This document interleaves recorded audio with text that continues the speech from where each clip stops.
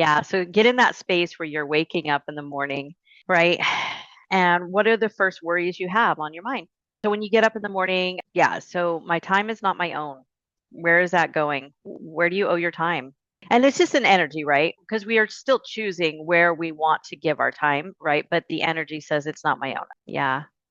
First thing in the morning. Okay, you're already waking up in that deficit that we've been talking about. Yeah, for sure.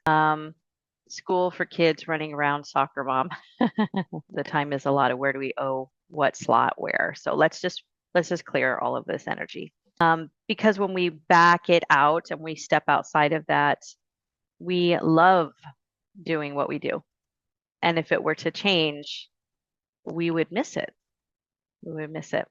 So let's really infuse more of that love of what I do and the power of choice. That it all of this is my choice, and we're bringing that power back into the present and bringing that joy in that. That's feeling so much better. Yeah. Okay. So husbands are coming up though. Yeah. So where do you feel like you're already in the deficit for your husband, where you owe him? Oh, help to provide for the family. Yeah. Okay. Yeah. That one's heavy too. That one is really heavy. He comes home from work and looks like I didn't do the thing all day. Yeah.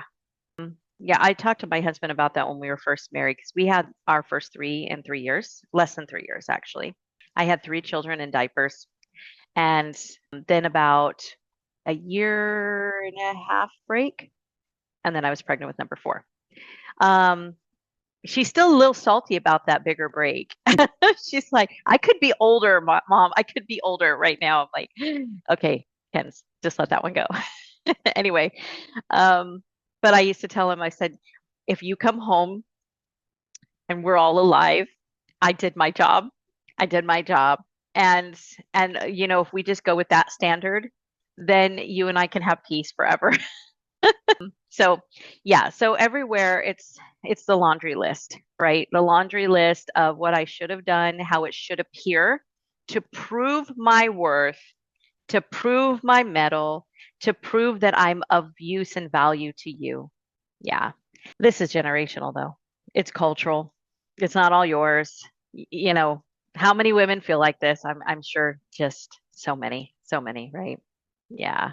Of course he is. Of course he is. This is like our perspectives, right? This is our perspectives of what we feel we owe, and even if so everywhere you feel like it's all your job. And this is where I'll bring up the Adam and Eve story. So who was the garden given to? Adam, to dress and to keep it, and Eve is his helpmeet. So the ultimate jurisdiction of the home is Adam's, and Eve is his helpmeet. What happened is with our society, they started creating roles for us saying it is all on you. Not only is that all on you, but everything to do with the family is on you.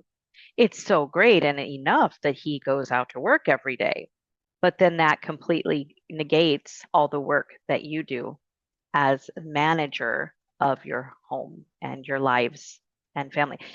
The weight that we women carry and the decision making level is CEO level.